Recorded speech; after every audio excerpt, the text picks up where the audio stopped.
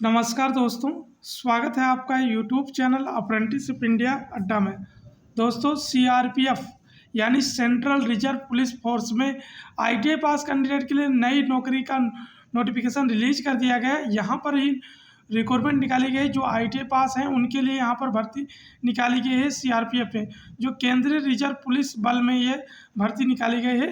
तो इसी के बारे में पूरा डिटेल में देखेंगे। आईटीआई कौन कौन से ट्रेड वालों के यहाँ एलिजिबिलिटी दी गई है और कितने पोस्ट निकाले गए हैं, पूरी डिटेल वाइज नोटिफिकेशन देखने वाले हैं। फॉर्म कब से भरा जाएगा, eligibility condition, application process, selection process, क्या क्या रखा गया है। दोस्तों, अगर आप अभी तक यूट्यूब चैनल को सब्सक्राइब नहीं किए तो सब्सक्राइब कर लीजिएगा।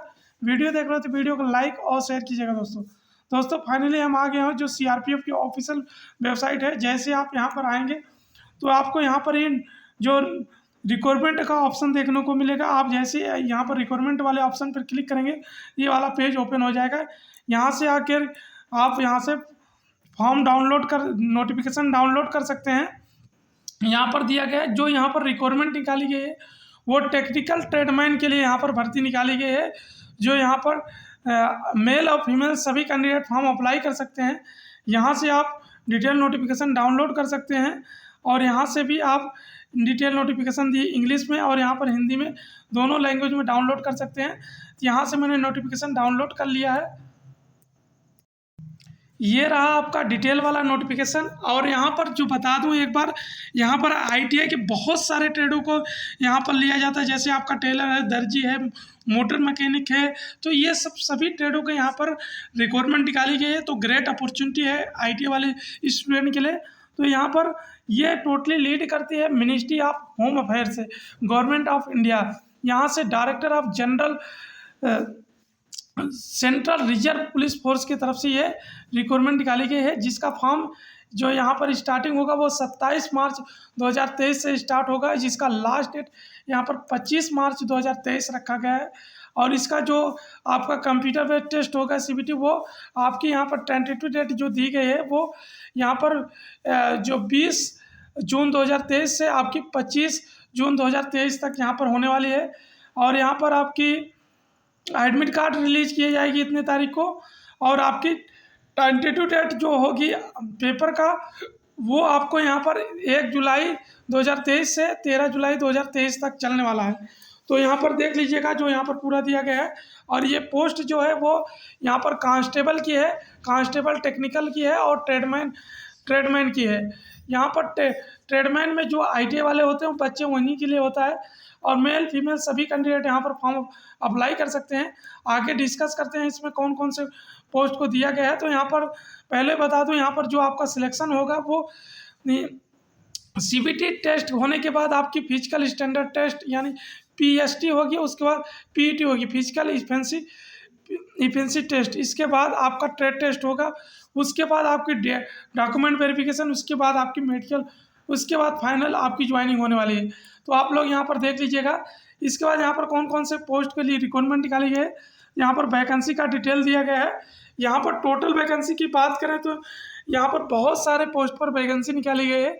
तो यहाँ पर देख सकते हैं, जैसे यहाँ पर टीसी टेक्निकल के लिए जो निकाली गई और ट्रेडमैन की निकाली गई, यहाँ पर 9200 पोस्ट निकाली गई टोटल वैकेंसी।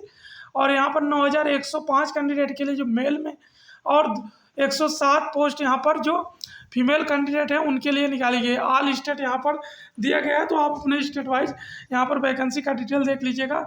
यहाँ पर जो पोस्ट दिया गया है वो यहाँ पर ड्राइवर का दिया गया है और मोटर मैकेनिक व्हीकल के लिए दिया गया है, जो आईटीआई वाले यहाँ पर अप्लाई कर सकते हैं।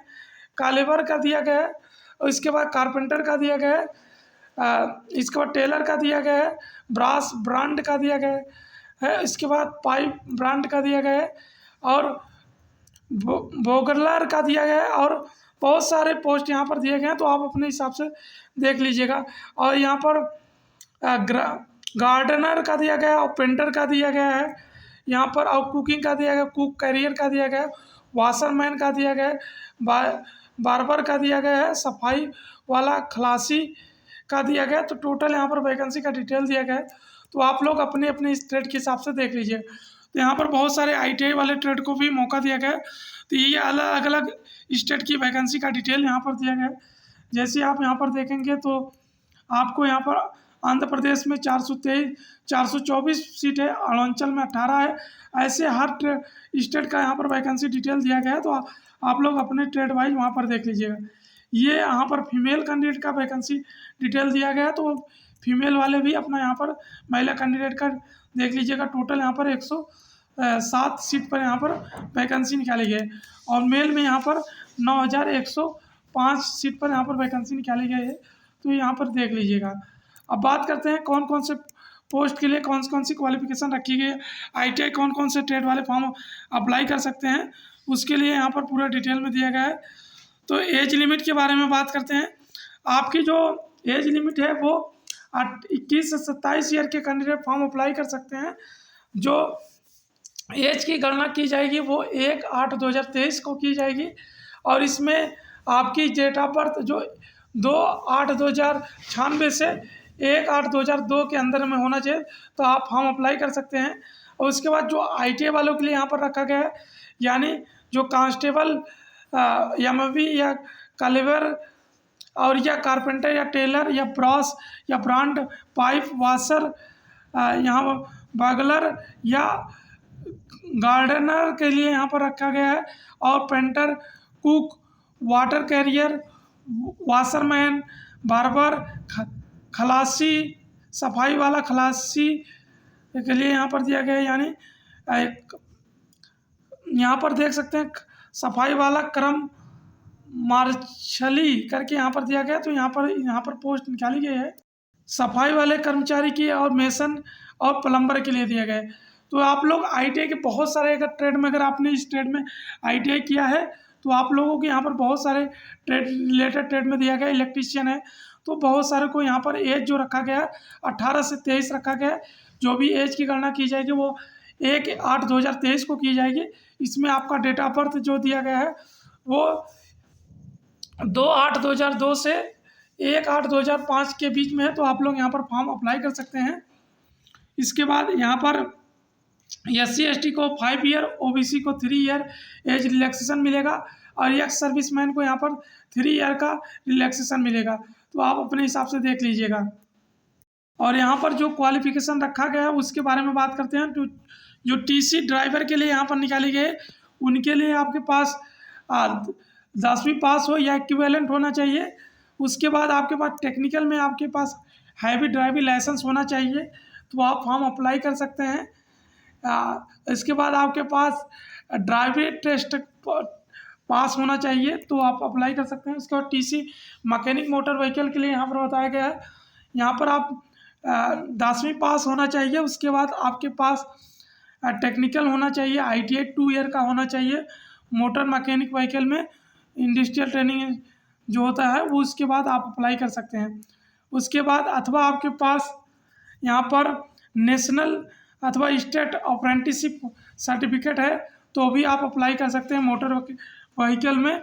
और इसके बाद 3 ईयर के आपके पास एक्सपीरियंस होना चाहिए, तो आप यहाँ पर अप्लाई कर सकते हैं।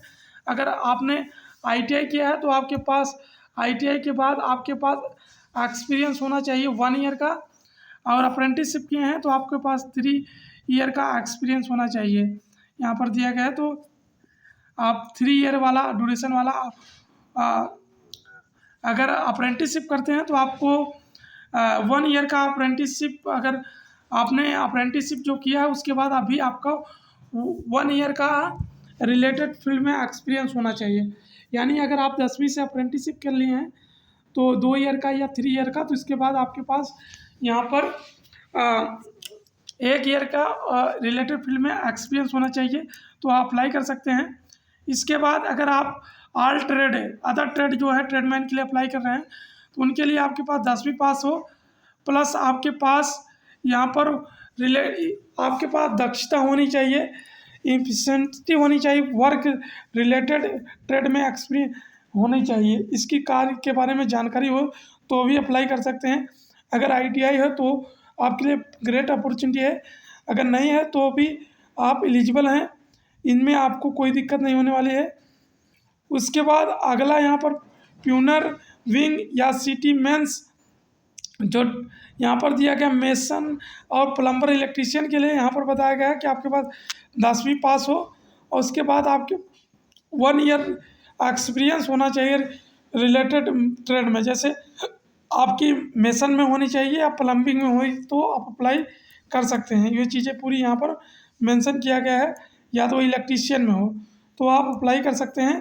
कोई भी डाउट है तो बेशक कमेंट बॉक्स में मेंशन कीजिएगा। जैसे ही इसका फॉर्म स्टार्ट होगा तो हम आपको इस पर वीडियो लाएंगे, तो आप लोग कोई भी डाउट है तो कमेंट बॉक्स में मेंशन ज़रूर कर दीजिएगा। इसके बाद आगे यहाँ पर बहुत सारी जानकारी दी गई, इसका पीडीएफ आपको डिस्क्रिप्शन बॉक्स में दे दूंगा, आप वहाँ से इसको पढ़ लीजिएगा। 50 पेज में आपकी ये पीडीएफ है। और यहाँ पर आपकी फिजिकल स्टैंडर्ड टेस्ट जो रखा गया, मेल के लिए 170 और फीमेल के लिए 157 रखा गया है हाइट, आप लोग यहाँ पर देख सकते हैं। और यहाँ पर जो ऑल कैंडिडेट जो हैं उनके लिए यहाँ पर एज में रिलैक्सेशन दिया गया है। जो एससी कैंडिडेट है वो अपना यहाँ पर देख लीजिएगा। पूरा यहाँ पर इंस्ट्रक्शन दिया गया है, पूरी इसकी पीडीएफ आपको वहाँ पर मिल जाएगी, तो आप लोग इसको पढ़ लीजिएगा। कोई भी डाउट है तो बेशक कमेंट बॉक्स में ज़रूर मेंशन कीजिएगा। और यहाँ पर आपकी वो दिया है, आप जैसे आपके लिए आपके पास क्या क्या नॉलेज होना चाहिए। जैसे आप ड्राइवर के लिए अप्लाई कर रहे हैं तो आपके पास ये सब वगैरह आपकी ड्राइविंग ट्रेड टेस्ट, हैंडिंग ड्राइविंग की ये सब आपकी नॉलेज होनी चाहिए। फिटर के लिए अप्लाई कर रहे हैं तो आपके पास ऑटोमोबाइल फिटर में या मोटर मैकेनिक ट्रेड में आपकी टूल वगैरह के बारे में जानकारी होनी चाहिए। इसके बाद आप अगर यहाँ पर बैगलर के लिए अप्लाई कर रहे हैं तो आपके पास यहाँ पर प्लानिंग या हैंडिंग या मेंटेनेंस के लिए आपके पास एक्सपीरियंस हो, जानकारी होनी चाहिए। यानी टेलर या दर्जी के लिए अप्लाई कर रहे हैं तो आपको यहाँ पर ये कटिंग वगैरह या स्टैचिंग जो होती है वो सब आपकी यहाँ पर आपको जानकारी होना चाहिए। कॉटन यूनिफॉर्म, सिविल क्लॉथर या कटिंग से संबंधित जो स्टैचिंग का सभी चीज़ होती है वो चीज़ें आपके पास जानकारी होना चाहिए। तो आप अपने रिलेटेड ट्रेड में देख लीजिएगा, यहाँ पर पूरी जानकारी दी गई। कोई भी धन्यवाद, कीप इन टच।